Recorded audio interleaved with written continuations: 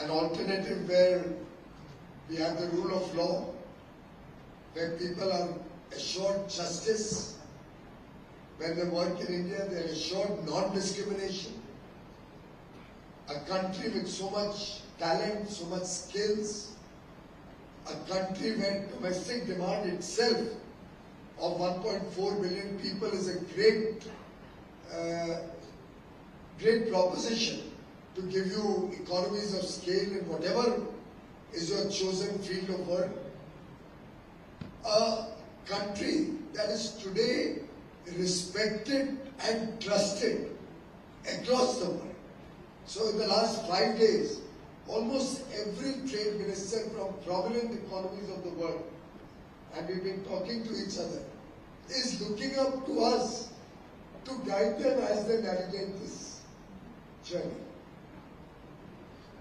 There's a trust that India has earned, a credibility and a newfound confidence. And therefore I do believe that we need to really match up to the needs of the world, using that old mantra that Prime Minister Modi used to often talk about from his Gujarat days: speed, skill and scale. We need to act fast. We need to navigate this journey skillfully, and we need to leverage our huge scale. The fact that our economies of scale can make us more competitive than anybody else, and the fact that when we couple our domestic demand with our ability to work with the rest of the world, we really have an unbeatable collective effort from all of us. We'll all have to be a part of this journey. We'll all have to work in a spirit of collaboration and cooperation. There are many times, on many occasions, I made an appeal to industry to support each other. Very often you may be able to get a small component for a requirement from abroad, maybe at a small discount at a cheaper cost. But what you feel is cheaper for you today or more affordable for you today, and which you import from abroad, may tomorrow become a bugbear if supply chains collapse or if there is a complication in relations. More and more parts of the world are now recognizing that we need resilient supply chains. Important and very prominent developed countries are recognizing that it's not only a question of geopolitics or an intertwined world. We'll also have to start looking at energy security, food security, our own self-reliance in critical technology areas. And therefore, I think there are few areas on which, if we all put our heads together, we all work together with each other, we can really impact the nation's future in a very significant manner. And I often draw from the example of Korea and Japan. Despite our free trade agreements with both these nations, in the last 15 years since these FTAs are in place, we have not been able to sell 1 kilo, or maybe I may be exaggerating, but any quantity of significance from the steel or engineering sector. They prefer to buy domestically. They prefer to support their local economy.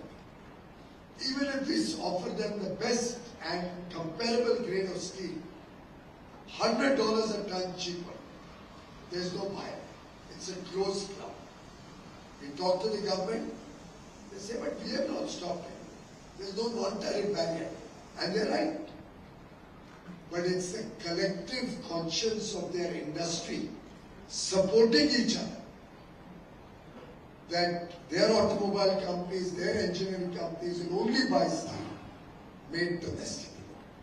Or, in the extreme case, by their own company who may be operating outside Japan or Korea, but owned by a Japanese or a Korean company. I would like to appeal, taking a cue from Mahatma Gandhi's call for nationalism. This is something we all need to be behind. This is something we all need to support each other. We need to develop others in our value supply chain, downstream and upstream, to create a little more self-reliance. There are so many things that can add to jobs in the country, economic activity in the country. You can support people to get collaborations, to operate out of India. You can invite and attract investments looking at the large market. But if we don't do that, today one industry may come to us for protection. We may be able to give that protection. But tomorrow, you will also have to give protection to your suppliers. I recently had a case where a supplier to a particular industry was suffering badly. We had huge capacity in the country. But the user industry preferred to import because it was slightly cheaper and getting dumped by foreign companies. And I want to keep on appealing to them for supporting the supplier industry, sadly to no avail. I tried to support the supplier industry. The users ran a campaign against me and almost delayed the support we were giving to the supplier industry. Finally, we took a call. We decided to run through the whole process. It's a quasi-judicial process. It runs through its own cycle. It takes a certain amount of time. And finally, we were able to provide relief to the industry in trouble. But by that time, the main parent industry got into trouble. And they came to me for support. What should have been my reaction at that point of time? Gurcharandas ji. जब मुझे चोट लग रही थी, तब आपने तो सहायता नहीं की. अब आपको चोट लगी है, तो आप दौड़े आ रहे हो कि मुझे प्रोटेक्ट करो. आपको चिंता है, आप अगर यहाँ के पर्से ले लें, क्योंकि आप में से तीनों से 10 कर रहे हैं.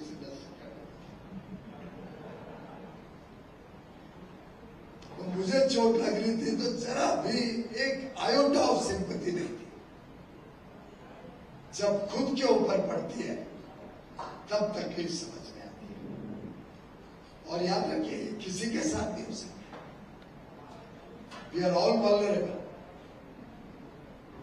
As somebody the other day told me, karma, my dear friend, karma does come back to us. So I would only like to repeat in some sense the message of Mahatma Gandhi, that some spirit of nationalism we need to practice. But apart from that, your 7,000 sister organizations and your hundreds of thousands of smaller chambers and associations of whom you are affiliated, this message has to percolate. That दो पैसा बचाने के लिए हम दूसरे भारत के industry को ना किल करें. क्वालिटी कम हो तो सपोर्ट करें क्वालिटी अपग्रेड करने. I've said it often to many sectors. Unless we become a highly quality conscious nation, we'll be left behind in the years to come. And the larger industry will have to support the smaller players to upgrade their quality to world standards. And quality is not expensive. I think half the job of quality is in the mind. It's a mindset problem. Second half would be a little bit more of testing equipment. Good testing, periodical testing, good SOPs, or as we used to say in the ISO framework, do what you say and say what you do kind of stuff. It's just training the smaller suppliers and those who are really not very quality conscious as yet. And every industry will have to go down that path of supporting the small people to come up to speed, to come up to today's demands. And I think if we can overlay our trust on quality with innovation, and I've been mashed up a little bit by Mohandas Pai in the last 2 days for my appeal to industry or to startups to focus on innovation. But I do believe that it's unfortunate that the whole issue of innovation was sought to be politicized. Sometimes it's important to shake up an ecosystem to make it realize the urgency of a subject. In fact, Harsh Vardhan was just telling me that it's good you raised that issue. I said, but I am being mashed up for it. And he said, don't bother about that. Somebody has to speak up. Thank you, Harsh. I appreciate that. But truly, we will as a nation have to collectively focus on supporting each other, focus on high quality in whatever work we do, goods, services, anything. Why do we come to the Taj? We know you are guaranteed the best in hospitality. Why do we buy a Bajaj electrical span? We don't have to think twice and we do it. That culture has to percolate into the whole country. And we'll have to be abreast with modern times, the needs of the day-to-day. We will have to become more contemporary with the rest of the world. We need more agile business models which can adopt new digital tools, modern manufacturing, good manufacturing practices. We have to move fast. We don't have the luxury of time. And we can't waste a moment.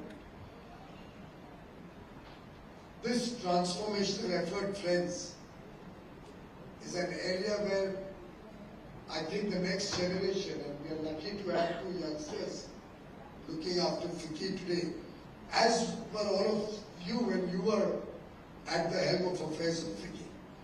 But I would believe that the past presidents have an important role to play in guiding the work of FICCI, in guiding Gen Next to adopt some of these principles, to be sensitive to these areas of focus that industry needs to have: quality, focus on innovation, focus on nationalism, Atmanirbharta, resilient supply chains. If I may add, also focus to look outwardly. After all, we are entering into free trade agreements, bilateral trade agreements with the developed world. We've closed with Australia. We'll do a second tranche soon after the elections. New Zealand, we just launched. UAE is done. The EFTA countries, Switzerland, Norway, Liechtenstein, and Iceland, and they're committed to bring technology and invest $100 billion in India. All of you have an opportunity to leverage that investment, to attract them into your businesses, get new technologies. We are looking at other countries. We are in dialogue with EU. We are in dialogue with UK. We are in dialogue with the US. We launched Chile last week. We are trying to close Peru quickly. There's so much happening all over the world. And we have many other countries wanting to engage. But all of that is only as good as all of you leverage these free trade agreements. Leverage the opportunities that are generated out of these international engagements. And I can only appeal to you, keeping India first, but internationalizing our operations, recognizing that ultimately protection has its own limitations. We'll have to be competitive. And end of the day, there may be an area or two where we just not be competitive. In and that we will have to be dependent on a reliable, resilient partner. And that is the beauty of free trade and the global trade world. As Michael Porter said, each nation will have to leverage on its competitive and comparative advantages. So let's, all of us collectively, resolve that in the next few years, we'll be investing in taking India to the world. We'll be investing in making India the best in the world. Thank you very much for your patience. Thank you for giving me an Thank you, sir, for the invigorating words, which will inspire us all to surge ahead. Ladies and gentlemen, we will now honor FICCI past presidents who led the chamber from 1960 to 93.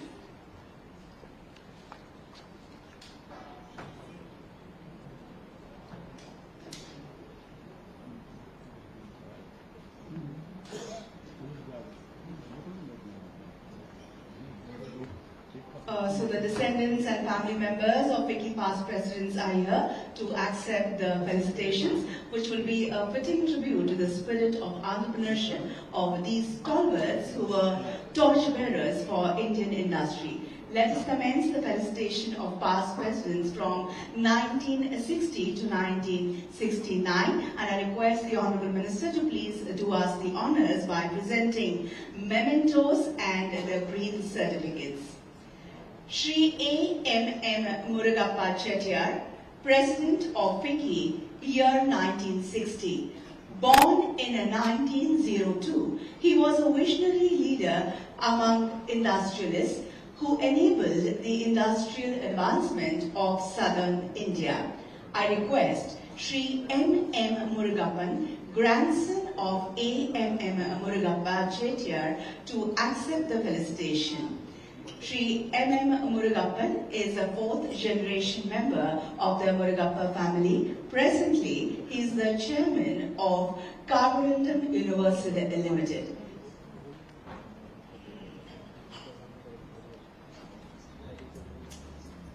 Request Shri R.B. Kanoria, past president, to please join in.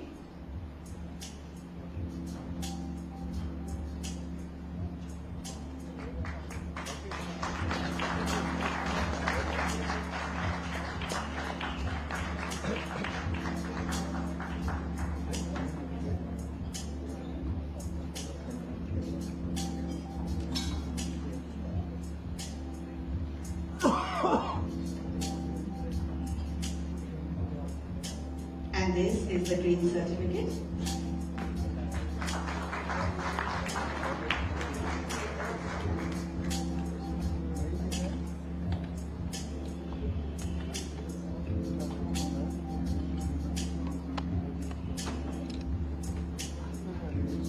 I invite Shri M.M. Murugappan to please say a few words.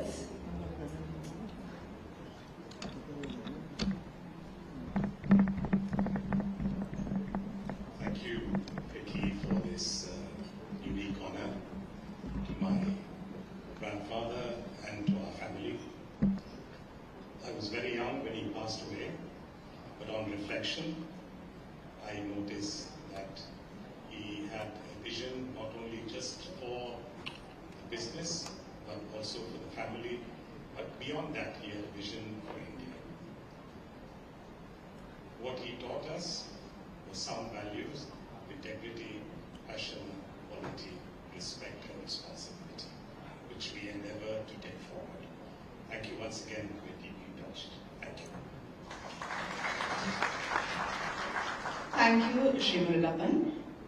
Shri Karan Chand Thapar, President of FICCI, year 1961, born in the year 1900, Shri Karan Chand Thapar, often referred to as KCT, was a visionary entrepreneur who established the KCT Group in the year 1929, laying the foundation for a remarkable legacy. KCT's contributions to industry, education, and social causes highlight his exceptional vision and determination, inspiring future generations. Ladies and gentlemen, there is no one present from the family for the felicitation. FICCI will be making arrangements for sending the memento and the green certificate. Let us move on to the next year. This is 1962, and Shri Shreyans Prasad Jain was the president of FICCI in the year 1962. Born in the year 1908, he was an innovative Indian entrepreneur, parliamentarian and philanthropist. He served in the Rajya Sabha from the year 1952 to 1958. He was awarded the Padma Bhushan in the year 1988 for his philanthropic efforts, leaving a lasting impact on India's business and education landscape. I request Shri Bakula Premchand Jain, grandson of Shri Shreyans Prasad Jain and Chairman and Managing Director of DCW Limited, to accept the felicitation.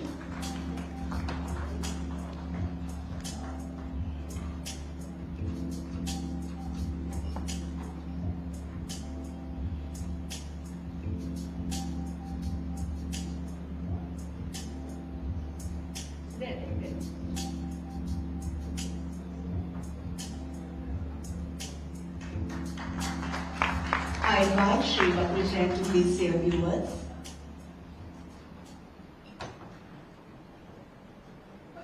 Honorable Minister, Shri Piyush Goyal, Mr. Ramcharan, President, past presidents, members of Managing Committee FICCI, ladies and gentlemen, good evening. Thank you for inviting me here today, and I'm very proud to receive this token award, token appreciation on behalf of my late grandfather, Padma Bhushan Shri Shreyans Prasad Ji. There are one or two aspects of his life which I would like to highlight. The first being that in 1918, at a young age of 10, he first participated in the freedom movement. When Maulana Azad Ji came to his hometown in Najibabad to rouse the citizens to join the freedom struggle, Maulana Ji was very disappointed that nobody responded to his call except for the young boy who came forth and rented his family coach and offered him food and shelter for the night. Later on, his uncle adopted him, who was a big landowner in Lahore, and he moved there. He continued to participate under the Quit India movement, but was soon arrested and interned by the British for harboring and financing anti-British elements. His family was asked to leave Lahore within 24 hours, and he too, when released from jail a few months later, was asked to leave the province forthwith with only whatever he could carry on his person, and the rest of his assets he had to leave behind. He joined his family in Bombay, and it was then that his younger brother, Sahau Shandip Prasad Ji Jain, invited him to join the latter in what was then known as the Damya Sahau Jain Group, and began his career in commerce and industry. Humble to the core and honest to a fault, he soon became a close confidant of many a senior politician and industrialist of that time, and continued to be so till the end. Not only was advice given, but important matters of state and industry were discussed, and I was privileged to be a witness to many such meetings. The lessons I learned in this classroom and on his feet never have been taught me by any school or textbook, and I miss him greatly even to this day. Thank you. Thank you for sharing the memory. We now move to the year 1963, where Dr. Bharat Ram was the president of FICCI. Born on October 15, 1914, Dr. Bharat Ram was a visionary leader and made significant contributions to business, education and social development through his leadership and vision, and rose to the position of chairman and managing director of Delhi Cloth and General Mills, DCM Limited, in 1958. He received the Padma Bhushan Award in the year 1972 for his contributions to industry and economy. His legacy continues to inspire and impact society positively. So we have Shri Arun Bharat Ram, son of Dr. Bharat Ram, to accept the felicitation. He is a third-generation entrepreneur and the chairman emeritus of SRF Limited. He also serves as the chairman of SRF Foundation and chairman of Lady Shri Ram College, for women in Delhi.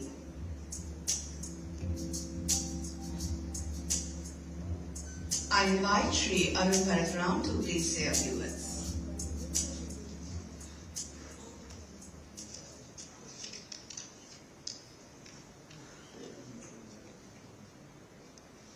One of the, my felicitations to all those family members who are here to collect mementos on behalf of their predecessors, fathers, grandfathers, uncles. Let me say that my father was a very atypical businessman.